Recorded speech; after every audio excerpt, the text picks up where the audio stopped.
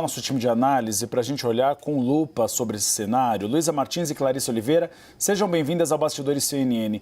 Luísa, inelegibilidade no Tribunal Regional Eleitoral. Ainda cabe recurso ao Tribunal Superior Eleitoral.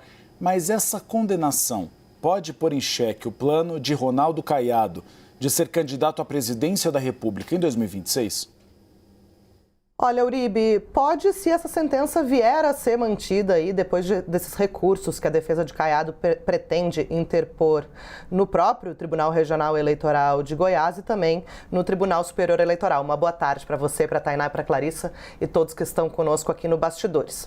Uribe, a questão é a seguinte, essa sentença, ela foi uma condenação ali da Justiça Eleitoral de Goiás, né, e ainda cabe recurso, como eu disse, tanto no próprio Tribunal Regional Eleitoral de Goiás, que aí vai analisar, né, os argumentos da defesa de Caiado e de Sandro Mabel, e também depois, caso o TRE mantenha essa condenação, um recurso certamente pode ser protocolado no Tribunal Superior Eleitoral. O que eu pude apurar aqui nos últimos minutos para tentar entender um pouco dos cenários possíveis, né? Em relação a Caiado, ele mantém o mandato de governador, não interfere em nada no atual mandato de Ronaldo Caiado à frente do governo de Goiás. Mas, se essa sentença for mantida nos termos em que foram proferidos aí pela Justiça Eleitoral, isso pode comprometer os planos de Caiado de disputar a presidência em 2026. Ele tem se colocado como um candidato aí do espectro da direita, mas se houver uma declaração de inelegibilidade por abuso de poder político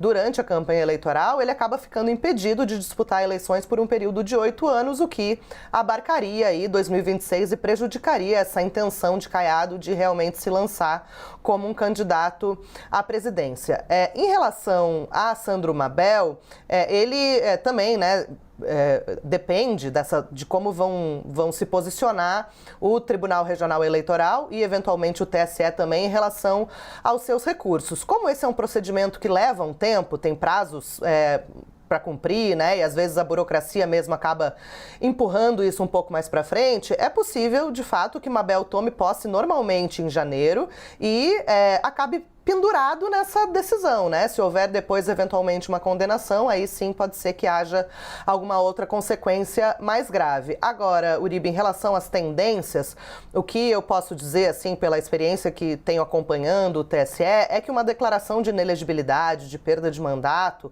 por abuso de poder, ela, em geral, pelo que os ministros decidiram em casos semelhantes, há uma percepção de que tem que haver uma prova indubitável de que houve um desequilíbrio, de fato, na paridade de armas na disputa eleitoral, né? E que isso, de alguma forma, acabou interferindo no resultado da eleição. Os ministros do TSE, da atual composição, e até de composições passadas, mas ainda assim recentes, têm isso como algo a ser considerado. Se houve ali alguma possível irregularidade, mas ela não foi tão grave a ponto de desequilibrar a disputa, em geral é aplicada uma multa, né, ou algo assim, mas não gera, de fato, a inelegibilidade. Então, há uma perspectiva ainda de que essa condenação acabe sendo revertida aí na hora que os tribunais forem analisar esses recursos das defesas.